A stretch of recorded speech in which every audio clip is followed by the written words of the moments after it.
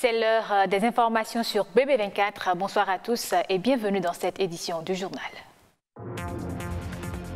Les activités extrascolaires participent de l'équilibre des enfants. Les psychologues et les parents sont d'accord sur le sujet. Mais il reste tout de même à définir ces activités qui seraient indispensables à l'épanouissement des enfants. Se soigner par les mains ou les pieds, quelle que soit la pathologie, c'est de la réflexologie. Une méthode qui peut rétablir l'équilibre du corps selon les praticiens. Une discipline en vogue actuellement au Bénin. De pair pour le Centre culturel chinois au Bénin. 30 ans déjà qu'il est implanté à Cotonou. Plusieurs curieux ont vécu en images ces 30 années d'existence lors de la célébration de l'événement.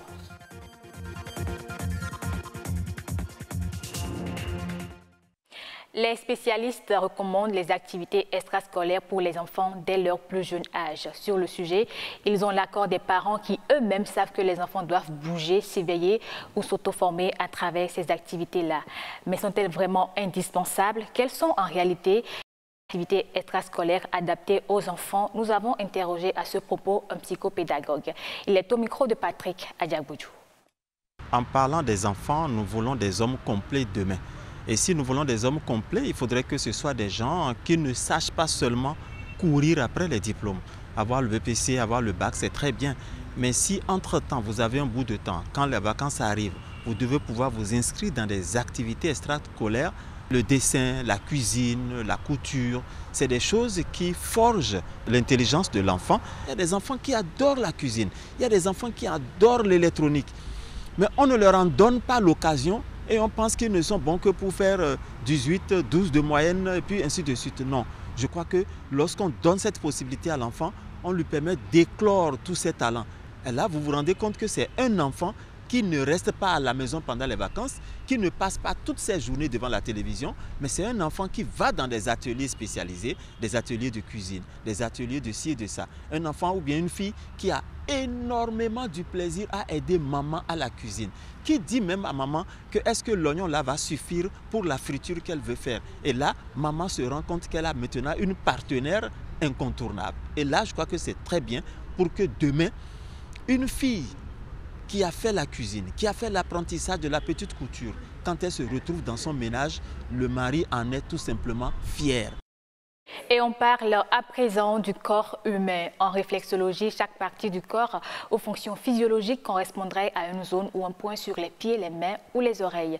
Selon les praticiens, un toucher sur ces zones permettrait de localiser ou même de soigner et de rétablir l'équilibre du corps. La réflexologie serait une discipline préventive pour bon nombre de pathologies. Reportage. Détente profonde, sensation de bien-être, de rajeunissement, de guérissement et de prévention. La réflexologie, qu'elle soit plantaire, palmaire, faciale ou encore auriculothérapie, elle apporte une sensation relaxante aux organes du corps humain. La réflexologie fait du bien, guérit ou de prévenir l'hypertension artérielle.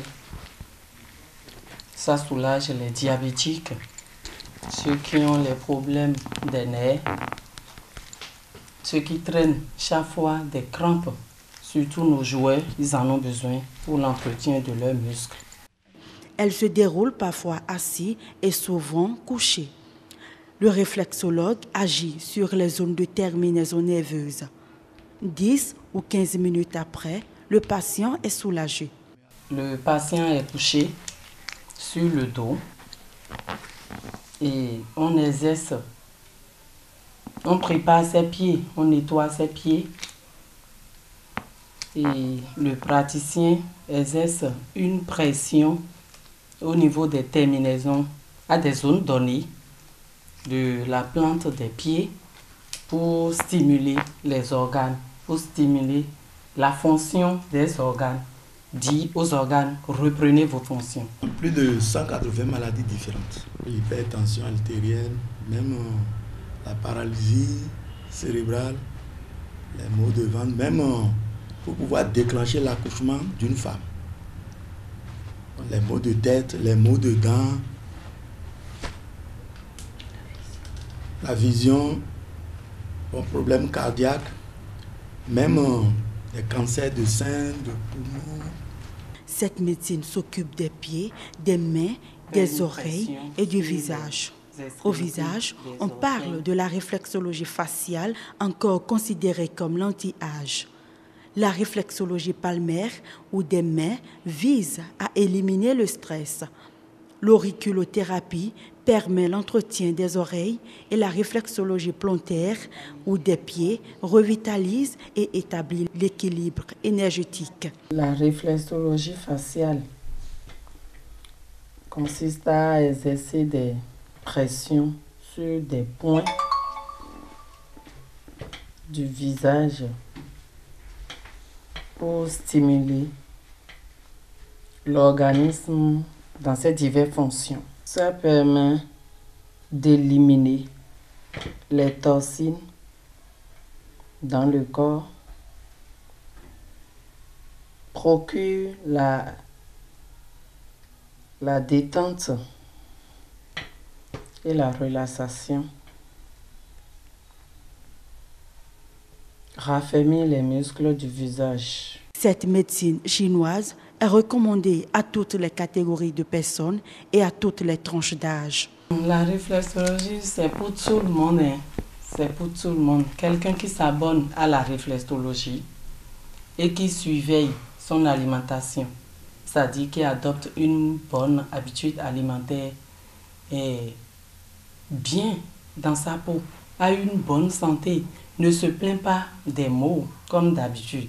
Et surtout, c'est bon pour les personnes qui prennent de l'âge, les personnes âgées. Mais la réflexologie est pour tout le monde. Sinon, après 3 séances, j'ai constaté un grand soulagement. Au niveau de la digestion, je vais normalement à la selle, correctement. Et avant, chaque soir, c'est avec difficulté que je prie, parce que jusqu'au retour du travail, c'est totalement abattu. Mais depuis qu'il a commencé, je me sens très dynamique. Néanmoins, le respect de certaines indications s'impose. Il ne faut pas faire la réflexologie à une femme enceinte. Il ne faut pas faire en cas de traumatisme, en cas de problème circulatoire comme thrombose veineuse. Quelqu'un qui a un problème cardiaque récent, il ne faut pas lui faire la réflexologie.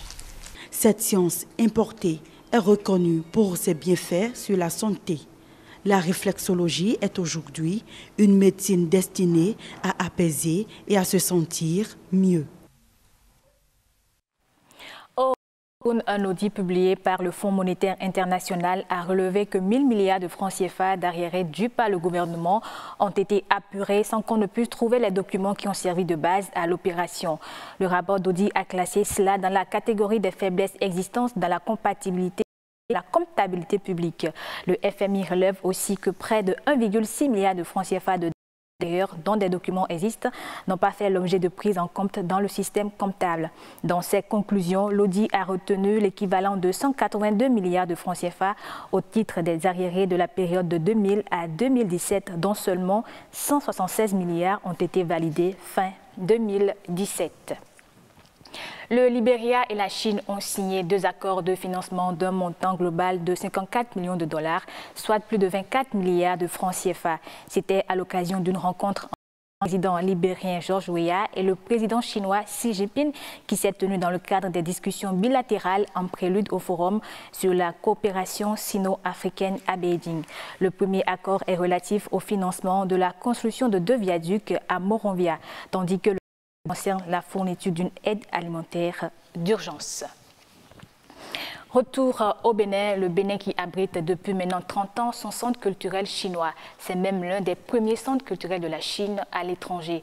À l'occasion des festivités marquant l'événement, une foule immense aussi était rendue pour admirer les nombreuses photos qui retracent le parcours de ce joyau. Marcel Arrossi nous replonge au cœur de ses souvenirs.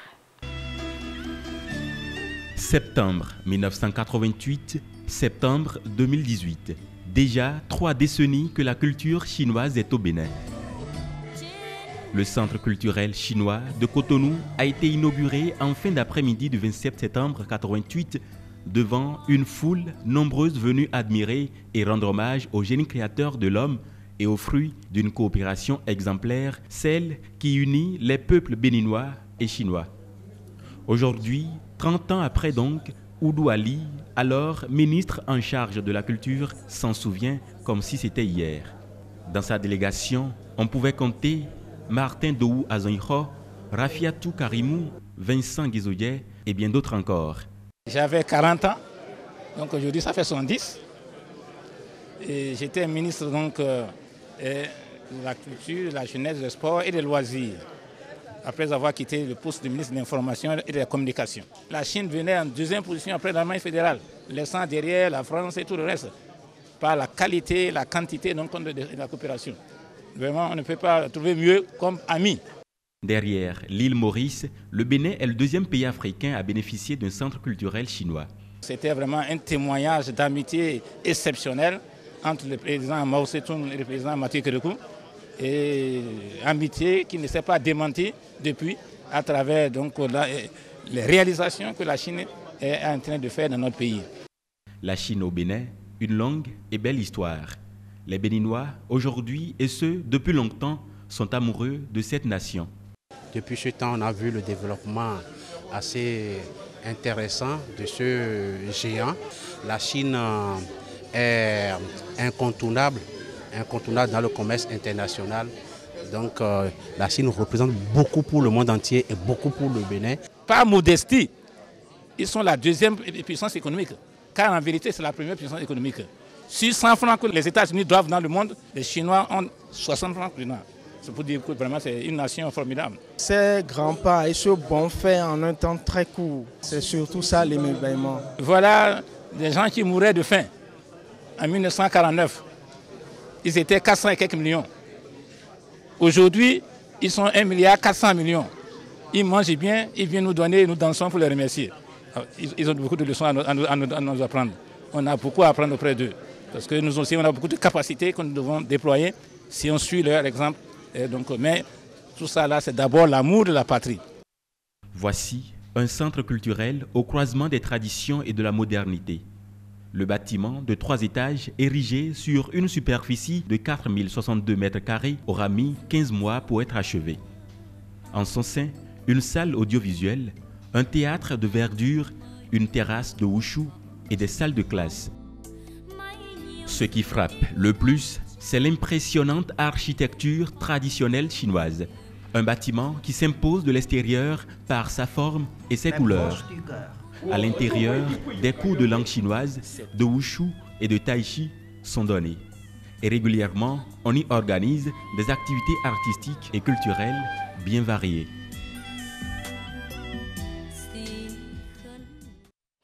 Fin de ce journal, merci de l'avoir suivi et bonne suite des programmes sur BB24, la chaîne du développement.